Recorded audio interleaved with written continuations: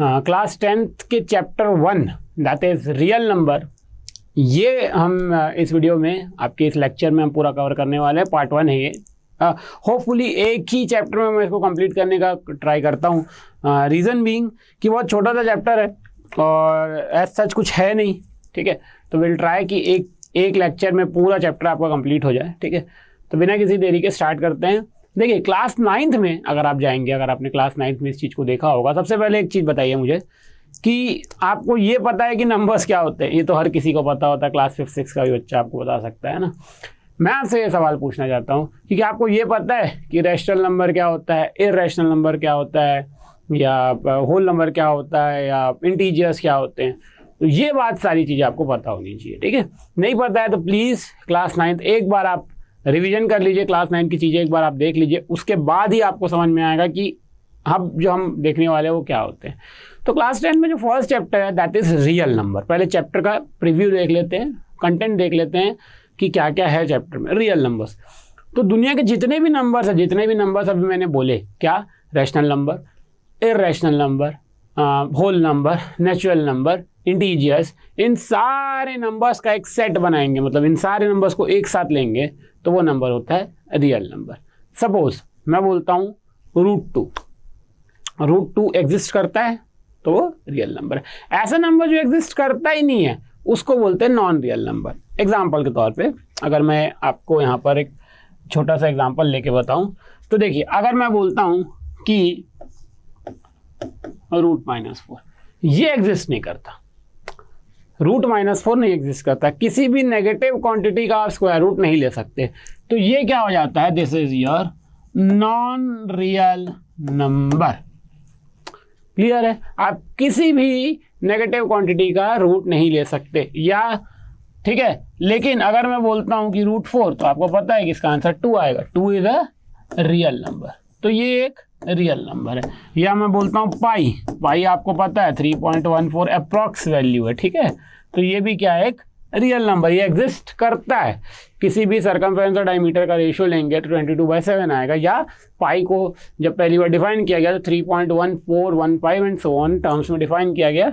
तो these numbers are called real numbers. सारे integers, सारे whole numbers, rational number, irrational number, सारे numbers को जब एक साथ मिला देते हैं तो those are known as your real numbers. और वो नंबर्स जो एग्जिस्ट ही नहीं कर सकते, संभव ही नहीं है जिनको लाना, जैसे कि मैंने अभी यहाँ पर लिखा, ऐसे नंबर्स को बोला जाता है नॉन रियल नंबर। अब ये बताना इसलिए इंपॉर्टेंट था क्योंकि अभी आप आगे जाके एक चैप्टर पढ़ोगे क्वाड्रेटिक इक्वेशन। क्वाड्रेटिक इक्वेशन में होगा ये, वहाँ पर आएगा नॉन रियल रूट्स करके एक, तो बच्चा पढ़ तो लेता है लेकिन उसको रट लेता है, उसको यही नहीं पता होता है कि नॉन रियल का मतलब क्या होता है। तो बेटा ये होता है नॉन रियल नंबर, ऐसे नंबर जो एग्जिस्ट ही नहीं करते। फिर आप 11th में मैथ्स लोगे, ठीक। अब 11th में मैथ्स लेने के बाद आपको यही नहीं पता रहता है कि रियल क्या है और इमेजिनरी क्या है, वहाँ पर इमेजिनरी नंबर्स पढ़ने पड़ते हैं। तो इसलिए यहाँ पर ये बताना बहुत ज़रूरी था, है ना। तो ये चैप्टर है आपका रियल नंबर। डायरेक्ट क्वेश्चन पे आते हैं। देखिए क्या है, बहुत easy chapter, most easy chapter of your book बोल सकते हैं आफ्टर प्रोबेबिलिटी है। प्रोबेबिलिटी सबसे ईजी है, फिर ये है, ठीक है। देखिए करना क्या है आपको, इसमें आपको करना है प्राइम फैक्टर निकालना है, ठीक है। पहले क्वेश्चन का प्राइम फैक्टर। अब आप बोलोगे सर प्राइम फैक्टर, अरे प्राइम फैक्टर निकालना बहुत ईजी है ना बेटा। आप इस तरीके से भी निकाल सकते हो, और दूसरा आप प्राइम फैक्टराइजेशन मेथड से निकालो, दूसरा आप वो ट्री मेथड से भी निकालते, तो अपन ऐसे निकालेंगे, ठीक है। तो 2 7 8 2 3 6 2 1 8 2 9 3 3 3 1। तो इसका प्राइम फैक्टर क्या आ गया, प्राइम फैक्टर्स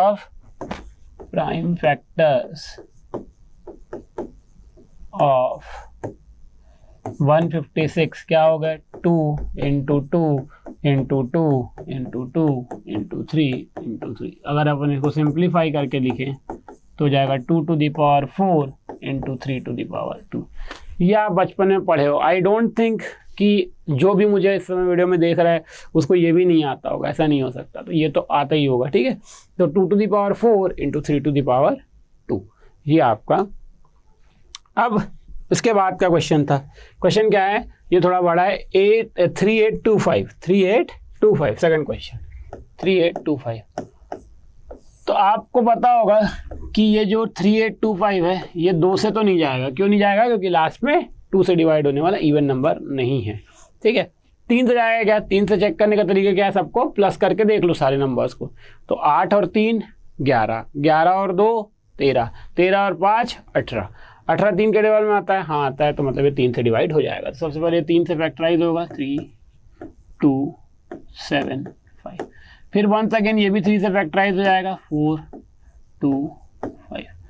फिर अब ये 3 से फैक्टराइज नहीं होगा क्योंकि 6 5 11 हो गया, तो ये 5 से फैक्टराइज होगा, तो 5 8 5। देन फिर ये 5 से होगा 17। अब 17 एक प्राइम नंबर होता है तो 17 कूद जाएगा। तो प्राइम फैक्टर्स क्या होगा 3825 के? ये होगा 3 multiply by 3 multiply by 5 multiply by 5 multiply by 17। आप चाहें तो इंटू 1 भी कर सकते हैं, कई लोग करते हैं कई लोग नहीं करते हैं। तो इतना ईजी है और ये आप क्लास 7 में पढ़ चुके हो, है ना। इसके बाद एलसीएम एचसीएफ आपको देखना है। तो जब तक आप प्राइम फैक्टर्स नहीं सीखोगे एलसीएम एचसीएफ। एक चीज़ का ध्यान देंगे, मैं नहीं जानता आपने 7th और 8th और 9th में कैसे पढ़ाई की, पर एक चीज़ ध्यान देंगे कि प्राइम फैक्टराइजेशन आप जब भी करेंगे तो छोटे नंबर से बड़े में करेंगे। कई लोग क्या करते हैं, पहले 17 से डिवाइड कर देते हैं फिर 5 लिखते हैं। ठीक है, तो गलत नहीं है, वो कोई गलत नहीं होता, वो तो कोई बात ही नहीं है, जैसा आप बनाओ। लेकिन एक सिस्टम होता है करने की चीज़ों का, है ना, कि मतलब पहले बिल्डिंग बनती है ना, तो पहले भैया स्ट्रक्चर खड़े होता है, फिर उसके बाद क्या बोलते हैं प्लास्टर होता है, फिर पेंट होता है, ठीक, फिर टाइल्स लगती है। या ज़मीन में अगर आप करो तो पहले टाइल्स लगती है फिर पेंट होती है। आप चाहो तो पहले पेंट करके टाइल्स लगा दो, फिर दीवार खराब होगा आपको फिर से पेंट करना पड़ेगा। तो गलत नहीं है, वो हो तो दोनों बार में जाना है, लेकिन थोड़ा लिखने का सिस्टम होता है, इसलिए मैं ऐसा बता रहा हूँ कि 3 × 3 × 5 × 5 × 17 ये इसका प्राइम फैक्टर है। तो देखिए इतना आसान है, आपको प्राइम फैक्टर निकालना है पहले एक्सरसाइज में, क्योंकि हम एनसीईआरटी देख रहे हैं, सीजी बोर्ड का वीडियो एक सेपरेट वीडियो बनेगा। तो क्योंकि फर्स्ट चैप्टर में फर्स्ट एक्सरसाइज में प्राइम फैक्टर निकालने हैं, तो प्राइम फैक्टर इस तरीके से निकलेगा। इसके बाद इसमें आता है एलसीएम। ठीक है, देखिए क्वेश्चन ध्यान से पढ़िएगा, बोल रहा है फाइंड, सेकंड क्वेश्चन है, find the LCM and HCF of the following pair of integer and verify that LCM into HCF is equal to product of two number. पहले मैंने एक सरल क्वेश्चन लेता हूँ, ठीक है, ये तो थोड़ा बड़ा क्वेश्चन है। देखिए ध्यान से देखिएगा, मैं आपको क्या कर रहा हूँ, इस पे नहीं जा रहा हूँ, मैं आपको एक अलग से एक चीज़ बता रहा हूँ।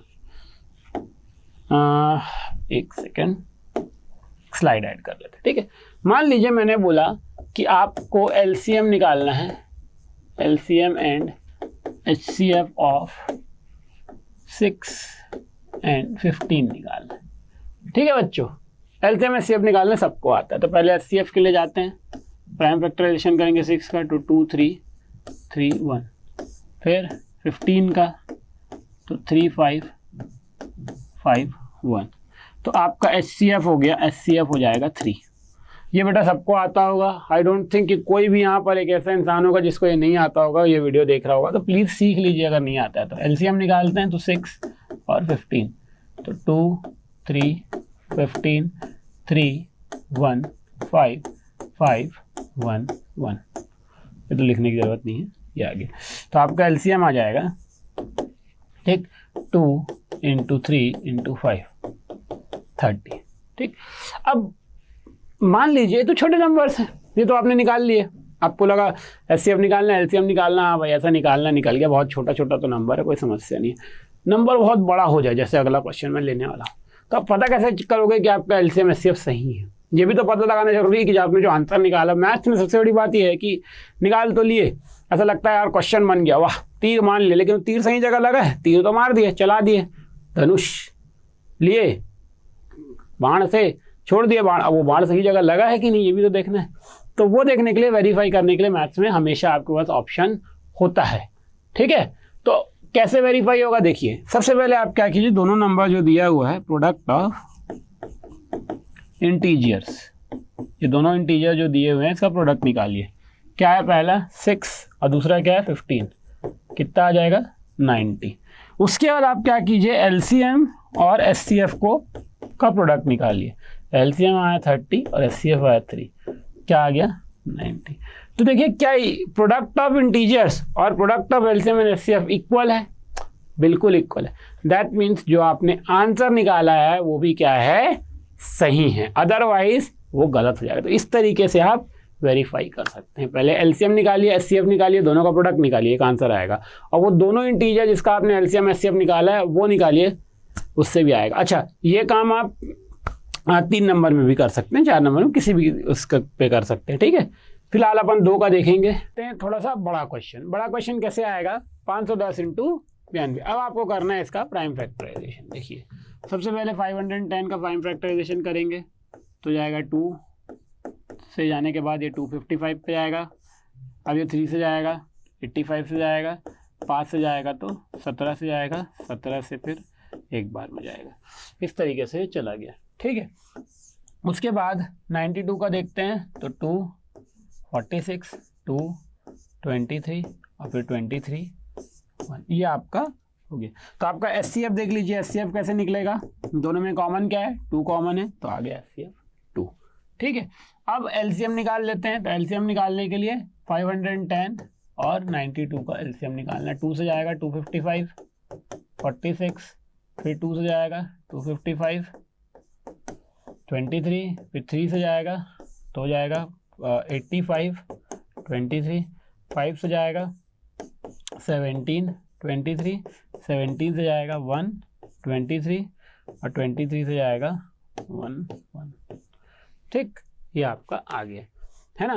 तो अपन एलसीएम निकालेंगे। एलसीएम तो हो जाएगा 2 multiply by 2 multiply by 3 multiply by 5 multiply by 17 multiply by 23, ठीक है। या इसको नेक्स्ट पेज में कर लेता हूँ मैं, second, just give me a second.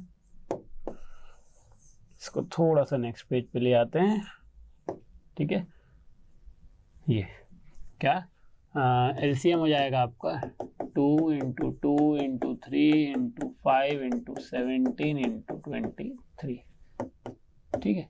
Multiply कर लेते हैं इसको। 23 मल्टीप्लाई बाय 17, 21 कैरी 2, 14 16 3 2 1 9 3, ठीक है, इंटू 3 इंटू 6 करता हूँ यहाँ डायरेक्ट। 6 4 5 ये 18 23 2 3 4 0। तो ये आपका आएगा 2 3 4 6 0। ये आपका एलसीएम आ गया, ठीक है। तो ये आपका एलसीएम आ गया।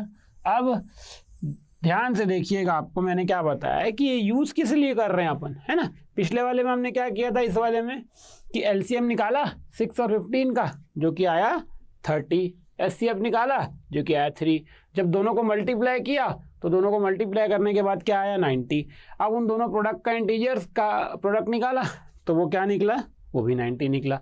तो वो भी 90 निकला, वो भी 90, दोनों 90 निकला, तो 90 निकल के ये वेरीफाई हो गया। सेम यहाँ पर हमको करना है कि इसका एचसीएफ कितना आ रहा है, 2 आ रहा है। इसका एलसीएम कितना आ रहा है, एलसीएम आ रहा है 2 3 4 6 0। तो अपने क्या करना है, एलसीएम इंटू एचसीएफ करना है। जैसे अपन 2 3 4 6 0 मल्टीप्लाई बाय 2 करेंगे, कर लेते हैं। 12 कैरी 1 4 8 9 6 4 4 6 9 2 0। ये आपका क्या आ गया, एलसीएम इंटू एचसीएफ। अब अपन लेते हैं product of integers, product of integers. चलिए, तो जाएगा 510 इंटू 92, ठीक है।